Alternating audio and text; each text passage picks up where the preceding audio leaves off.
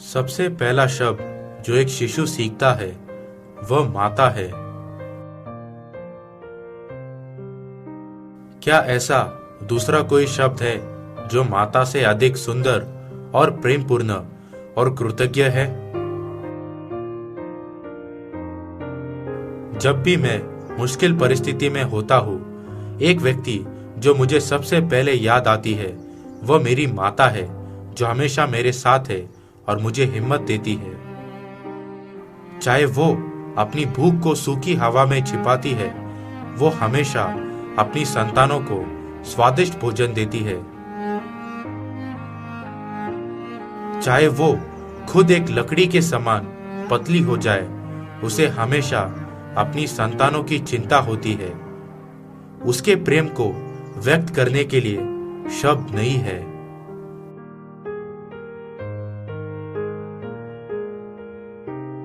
माता, आप प्रेम है।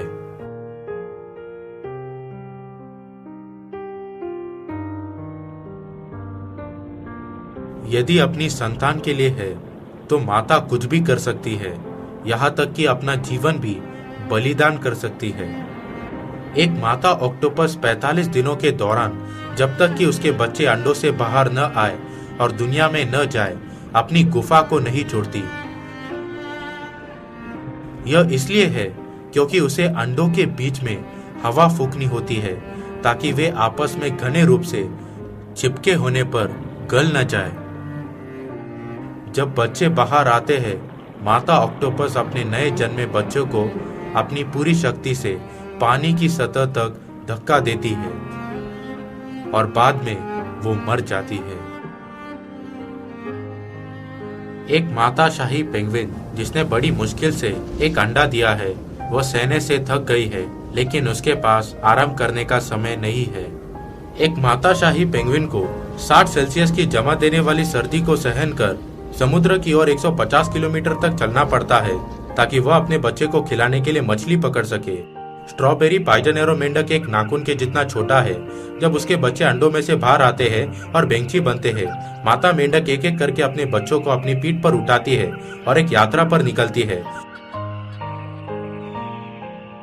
वह अपने बच्चों का पालन पोषण करने के लिए पेड़ पर बहुत ऊंचाई पर स्थित सूक्ष्म झरने की ओर जाती है। माता मेंढक बड़ी शक्ति से पेड़ पर चढ़ती है। यह इतना मुश्किल है जैसे एक बच्चे को अपनी पीठ पर उठाए एम्पायर स्टेट बिल्डिंग पर चढ़ना हो। लेकिन माता मेंढक हर एक बच्चे को पेड़ तक पहुंचाती है जहां उनके लिए सुरक्षित है। जब तक बेंची पूर्ण विकसित नहीं हो जाते, माता मेंढक सैकड़ों बार पेड़ के ऊपर नीचे जाती है। यह इसलिए है क्योंकि जब तक वे मेंढक बनकर बाहर न जा सके, तब तक उसे उन्हें अनिषेचित अंडे खिलाना होता है। इस छोटे जंतु के पास भी महान मातृत्व प्रेम है। माता का प्रेम सच में रहस्यमय है। मातृत्व प्रेम का स्रोत क्या है जो माता को अपनी संतान के लिए होने वाली किसी भी प्रकार की पीड़ा को अनदेखा करने देता है? अध्ययन कहता है कि मातृत्व प्रेम का संबंध एस्ट्रोजन और प्रोजेस्टेरोन नामक हार्मोनों से है। वैज्ञानिक कहते हैं कि मातृत्व प्रेम सीखी जा सकने वाली बात नहीं है, लेकिन वह नियति है। वे कहते हैं कि मातृत्व प्रेम जातियों के संरक्षण के लिए विरासत में दिया जाता है। जितने मनुष्य जीवित हैं, उन सब की आदि माता हवा हुई। पहली स्त्री हवा के नाम का अर्थ है जीवन। अपनी संतान को जीवन देना यह एक माता की नियति है। इसलिए माता अपनी संतान को जीवन देती है, चाहे उसे खुद ही अपना जीवन क्यों न त्यागना पड़े।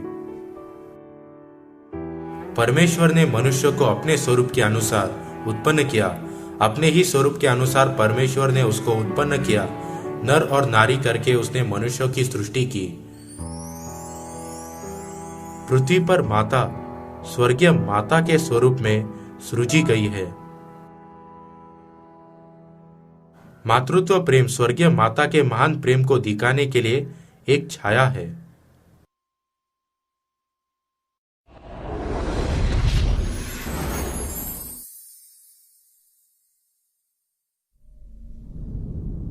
परमेश्वर ने हमें अब्राहम के परिवार की कहानी के द्वारा उस कलीसिया के बारे में बताया है जो स्वर्ग के राज्य का वारिस हो सकती है। एक धनवान मनुष्य था जो बैजनी कपड़े और मलमल पहनता और प्रतिदिन सुख विलास और धूमधाम के साथ रहता था। लाजर नाम का एक कंगाल घावों से भरा हुआ, यहाँ तक कि कुत्ते भी आकर उसके घावों को चाटते थे।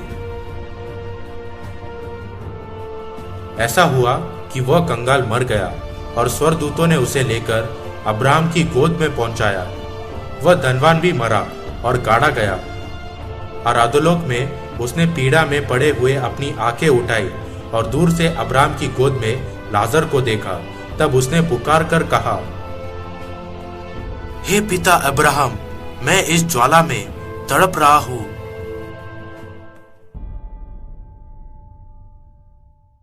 जब हम अपने शरीर को छोड़कर आत्मिक दुनिया में लौटते हैं, हम परमेश्वर को पिता पुकारते हैं। तब यीशु ने हमें ऐसा क्यों सिखाया कि अब्राहम हमारा पिता है?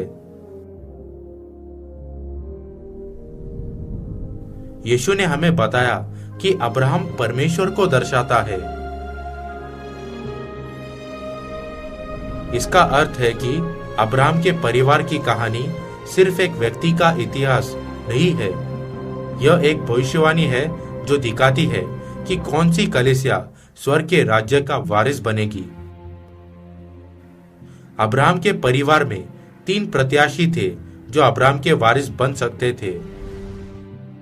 मैं तो निर्वंश हूं और मेरे घर का वारिस यह दमिश्कवासी एलीजर होगा।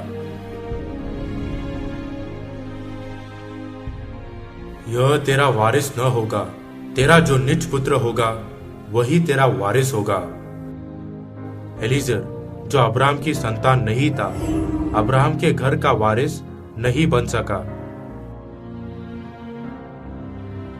हाजिरा को अब्राहम के द्वारा एक पुत्र हुआ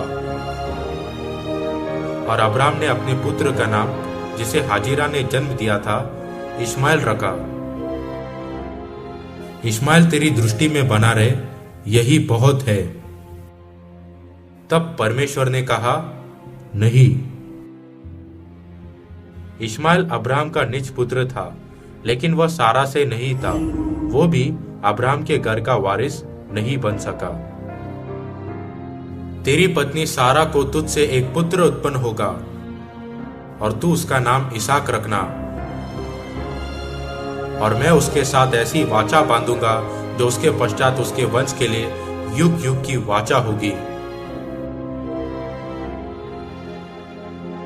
इसहाक, जो सारा से उत्पन्न हुआ, अब्राहम के घर का वारिस बन सका। यीशु ने हमें सिखाया कि अब्राहम पिता परमेश्वर को दर्शाता है। तब सारा माता परमेश्वर को दर्शाती है। दूसरे शब्दों में, स्वर्ग के राज्य की विरासत पाने के लिए जो योग्यता चाहिए वह माता परमेश्वर है। परंतु पवित्र शास्त्र क्या कहता है? दासी और उसके पुत्र को निकाल दे, क्योंकि दासी का पुत्र स्वतंत्र स्त्री के पुत्र के साथ उत्तराधिकारी नहीं होगा। इसलिए हे भाइयों, हम दासी की नहीं परंतु स्वतंत्र स्त्री की संतान है। परंतु ऊपर की यरूशलेम स्वतंत्र है और वह हमारी माता है। यह तथ्य कि इसहाक अब्राहम के परिवार का वारिस बना दिखाता है कि वह कलीसिया जो इसहाक के समान है, स्वर्ग के राज्य की विरासत पाएगी। इस्माइल उस कलीसिया को दर्शाता है जो सिर्फ पिता परमेश्वर पर विश्वास करती है, और इसहाक उस कलीसिया को दर्शाता है जो पिता परमेश्वर के साथ माता परमेश्वर पर भी विश्वास करती है। इस युग में इस्माइल के समान कलीसिया जो माता परमेश्वर पर विश्वास नहीं करती, कभी भी स्वर्ग के राज्य की विरासत नहीं पा सकती।